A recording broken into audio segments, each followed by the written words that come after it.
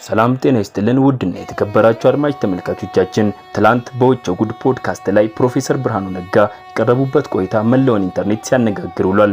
ከሞት ፍርድ እስከ ኢትዮጵያ ወደፊት ዕጣ ፈንታ ፕሮፌሰሩ ያልተጠበቁና እጅግ አስደንጋጭ ነጥቦችንም አንስተዋል። ለዚህ ቻናል አዲስ ሆናችሁ ሰብስክራይብ፣ ይህንን ቪዲዮም ላይክ ማድረጉ እንዳይረሱ። ፕሮፌሰር ገና በወጣትነታቸው የሞት ፍርድ ተፈርዶባቸው እንደነበርና የአስቸጋሪ ወቅት አሁን ላላቸው ማንነትና ለፖለቲካ እይታቸው እንዴት መስመር እንደሆነ በዝርዝር አጋርተዋል። ይህ የፖለቲካ ትግል ብቻ ሳይሆን የሰው ልጅ የጽናትና የጥንካሬ ታሪክም ነው።